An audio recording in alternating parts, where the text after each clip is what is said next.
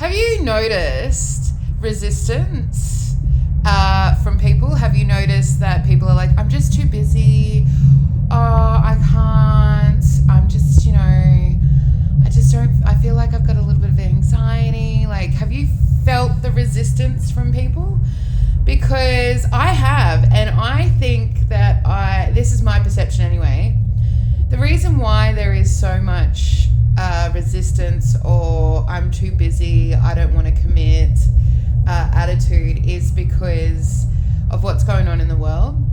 So we're going through mass restructure across the world, really.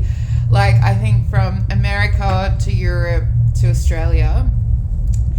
And like Australia, I don't know about the rest of the world, I'm sure it's happening, but Australia, the government's just hemorrhaging money and they're just cutting jobs and they're removing complete industries like the Melbourne literary industry. They've got no funding. The arts creative industry got no funding. They're just essentially gutting everything. And I think that people are really resisting wanting to speak out, wanting to show that they have humanity because they're petrified and they're scared. And it's probably an unpopular opinion, but I think that like socially people are in packs, right? So if people don't stand up and they don't support what's going on, and then we're vilified, right? I'm vilified for having a voice that is countering what the government wants. Because essentially what they want is full control. They want reduced wages. They want to make sure that every penny that we spend goes to big business and their pockets.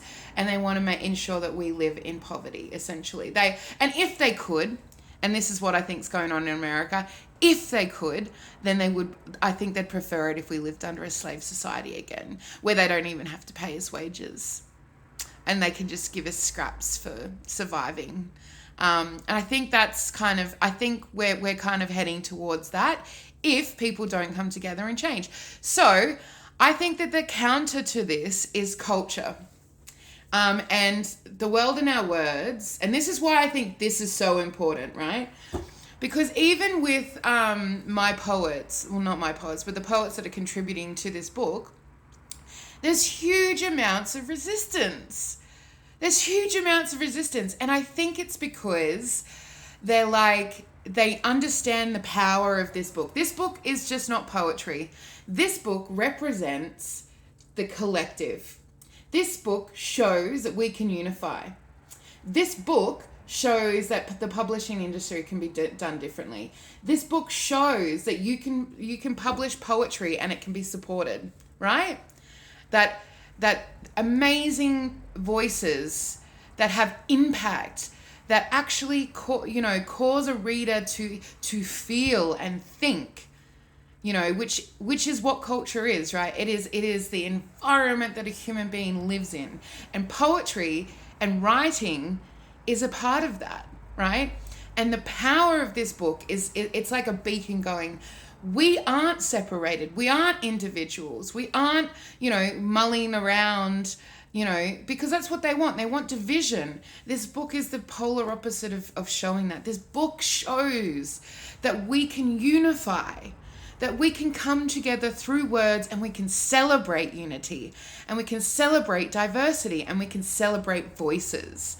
And so I think that's why there is so much resistance, because there is like all of this barrage from the governments and the political establishments, and there's wars and there's division happening, and it's been going on for a really long time. And then there's me with the book that's like, we can unify, we can celebrate voices, we can actually come together internationally and show the world through words, through poetry, that it can be done. So that's what I think is why there's so many poets with resistance, because of the pressure of society. Is it disappointing for me? Yeah, it is. But I'm trying to be patient, and I'm trying to be like, this is really special. Like, this is our way of countering what is going on in the world. This is our beacon. This is our way of going, no, we don't accept what's going on. We can actually do something, and this is the physical material representation of unity. Much love.